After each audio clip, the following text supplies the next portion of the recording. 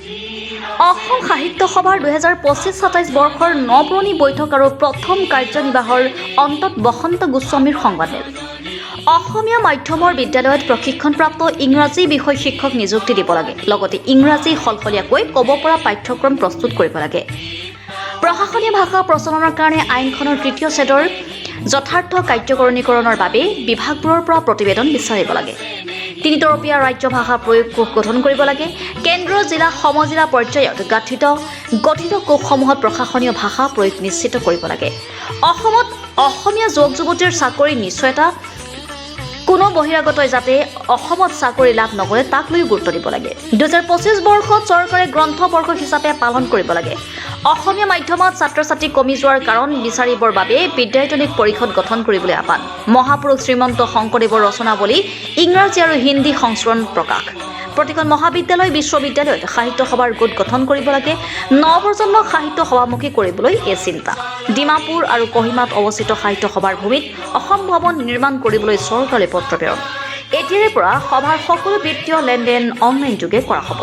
যোৰহাটৰ পৰা অনুপম বৰাৰ ৰিপৰ্ট লাইভ অসম। কথা পাতিছোঁ মানে মৌখিকভাৱে পতা নাই, মই মেইল যোগে এই তথ্যখিনি দি তেওঁলোকক দিছোঁ, যাতে এইটো অকল চৰকাৰেহে কৰিব পাৰিব।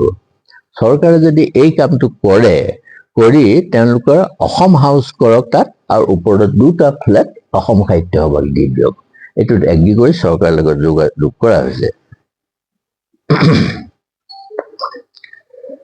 আৰু এইখিনি হৈছিলে আমাৰ আজিৰ দিনটোৰ খুব এটা আন্তৰিকতাৰে কৰা আলোচনা।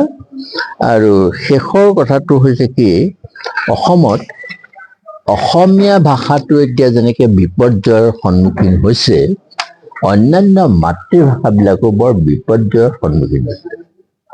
যিবিলাক মাতৃভাষা আছে, মই এটা এছেছ কৰি চাইছিলোঁ, প্ৰতিটো জনগোষ্ঠীৰ ভাষাই এতিয়া মাতৃভাষাই এতিয়া অস্তিত্বৰ সংকটত ভুগিছে। 2021 চনৰ লোকপিয়লৰ প্ৰতিবেদনে কাৰ্বি আংলঙত 1.64% কাৰ্বি ভাষী আছে। 1.64% কাৰ্বি আংলঙতে কাৰ্বি ভাষাভাষী লোক, আৰু চাওতালী ভাষাভাষী লোক 0.68%। কিমান কমি গৈছে। ঠিক তেনেকৈ অসমত মণিপুৰী সংখ্যাটো হ'ল 0.58%। ঠিক তেনেকৈ 2003 চনত আপোনাক সকলোৱে জানে যে বড়ো ভাষাটোৱে ভাষাৰূপে স্বীকৃতি পাইছিল। এতিয়া আপোনাৰ বড়ো ভাষালৈ যাওক, তেওঁলোকে অজস্ৰ কাম কৰিছে, চৰকাৰে অজস্ৰ পইচা দিছে। তেওঁলোকৰ অধিৱেশন যিখন পাতে, অসমীয়া মানুহে গৈ তাৰ পৰা শিক্ষাও ল'ব লাগে। আচলতে ইমান সুন্দৰ প্ৰথমতে পাতে, কিন্তু তেওঁলোক এতিয়া বিপদৰ সন্মুখীন হৈছে, কাৰণ বড়ো ভাষাভাষী কোৱা লোকৰ সংখ্যা লাহে লাহে কমি আহিছে। গতিকে এইখিনি মই কথা আপোনাসকলৰ ওচৰত অৱতাৰণা কৰিলোঁ।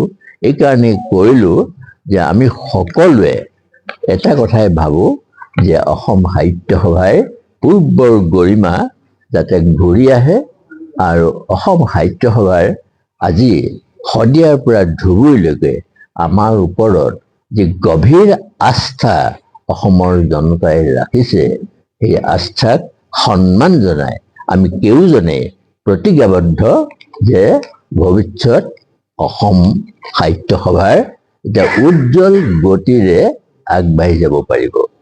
আপোনালোকৰ কিবা সুধিবলগীয়া আছে যদি মোক সুধিব পাৰে। Reporter live Assam.